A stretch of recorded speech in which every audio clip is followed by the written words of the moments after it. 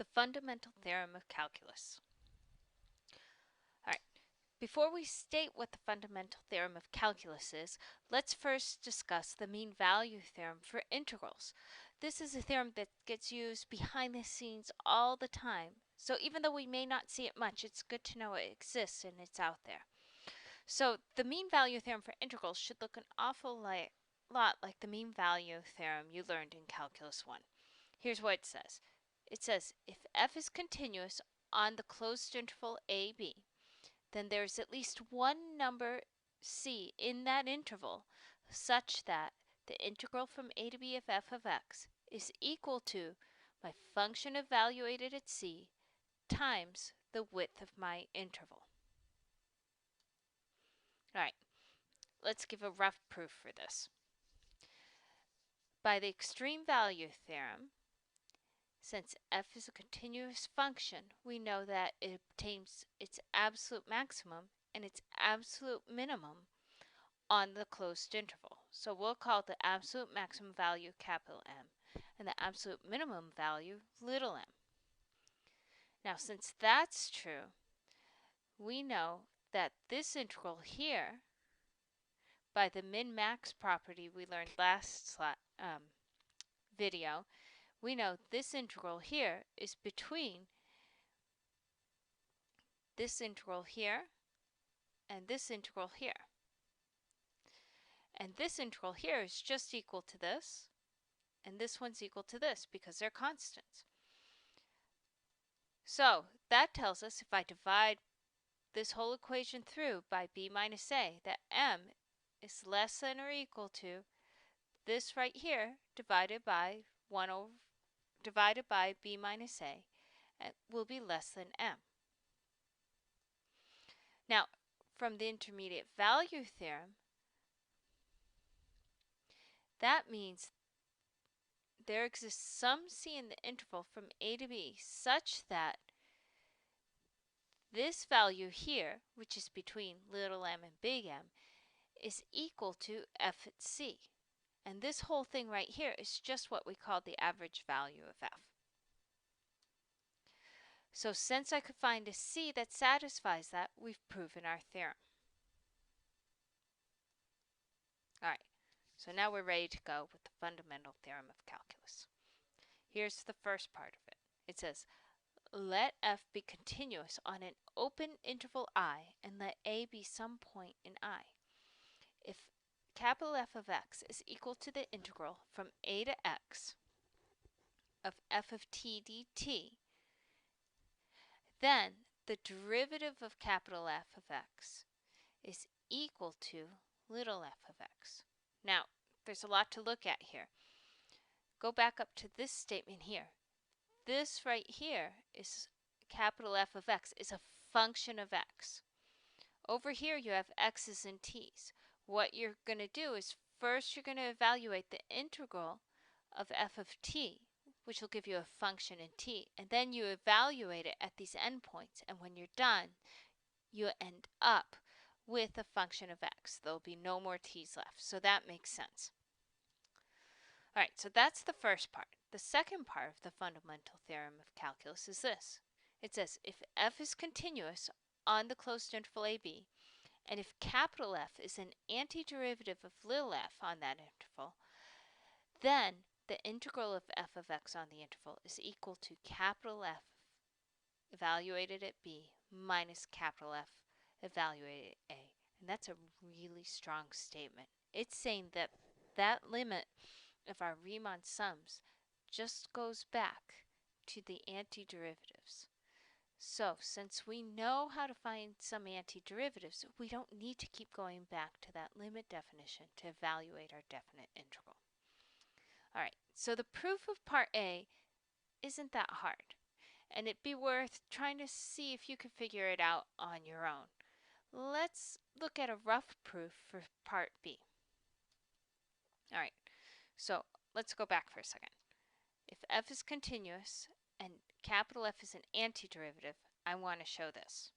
All right, so for this proof, we're going to let f be a function that's defined on the closed interval ab, and we're going to set up a partition of that interval. then notice that since capital F is an antiderivative of little f on that interval, we know that the derivative of capital F is little f. All right, so we got that set up.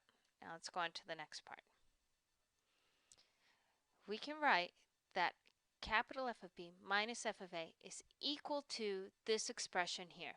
This is a telescoping sum where a lot of the terms disappear.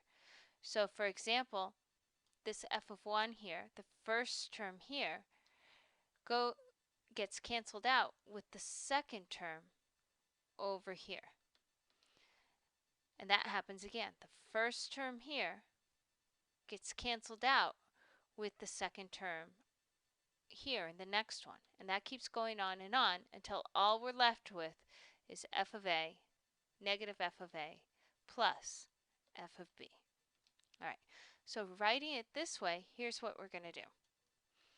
We're going to use the mean value theorem, which says that we can find some point in this subinterval such that the derivative of capital F at that point is equal to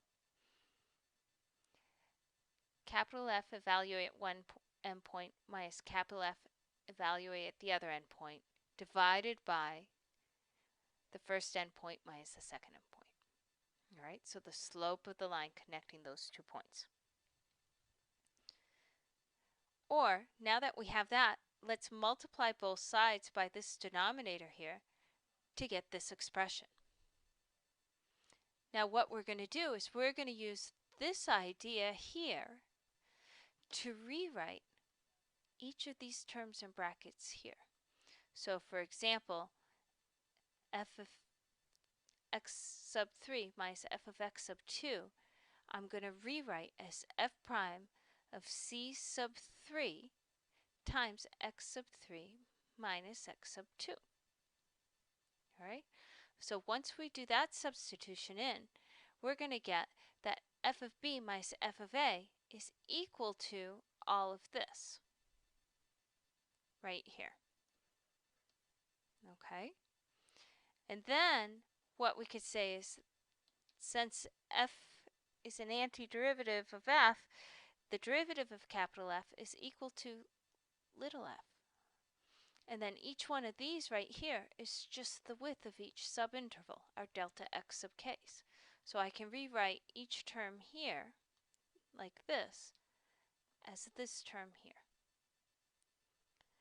And rewriting this statement here in sigma notation, we see that this is just a Riemann sum. All right, so take a moment, pause the video here, and go back and make sure you understand what we did here. When you're ready, go ahead and start the video again.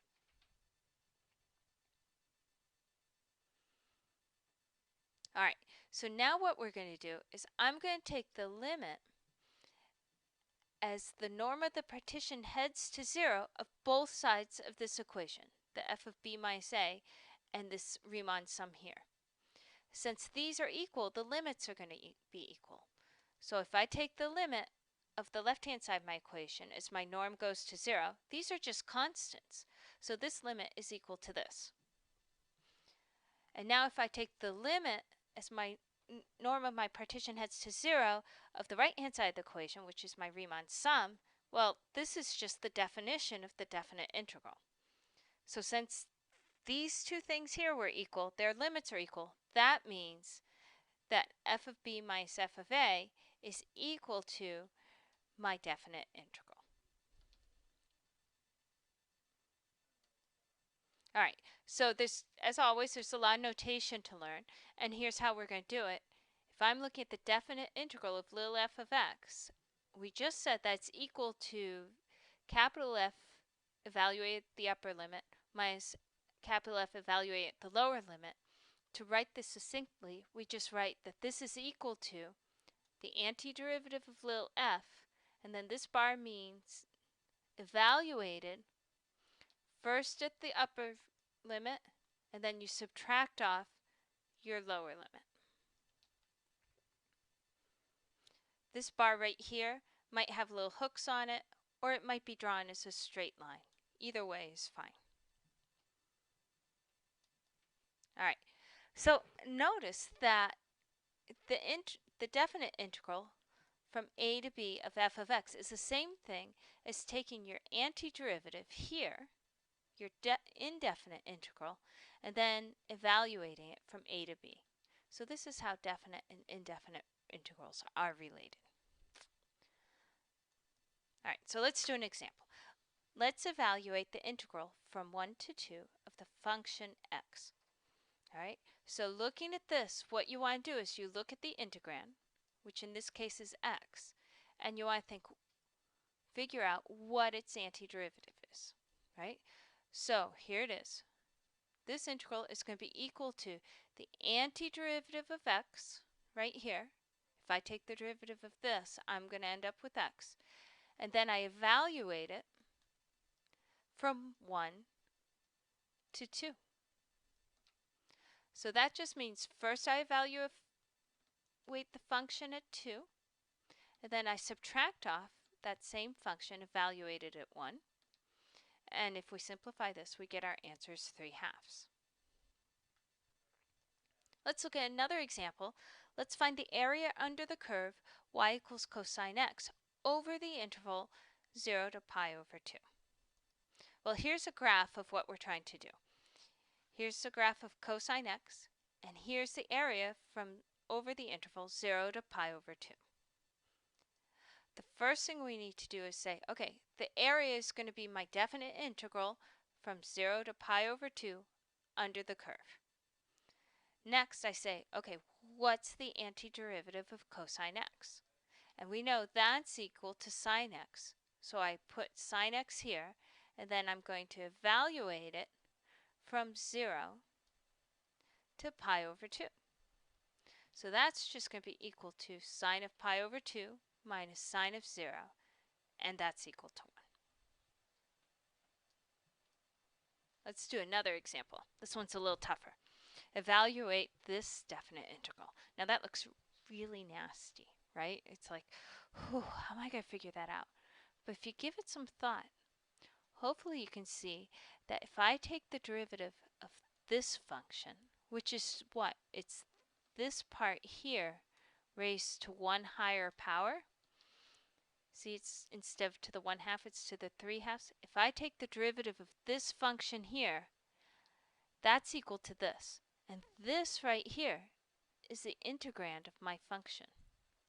So the antiderivative of the integrand here is equal to this right here. All right. So by the fundamental theorem of calculus, we get that this definite integral is equal to the antiderivative evaluate from 0 to 2. That's equal to, you evaluate this at 2, and then you subtract off this evaluated at 0, and when you simplify this, you'll get the answer is 26.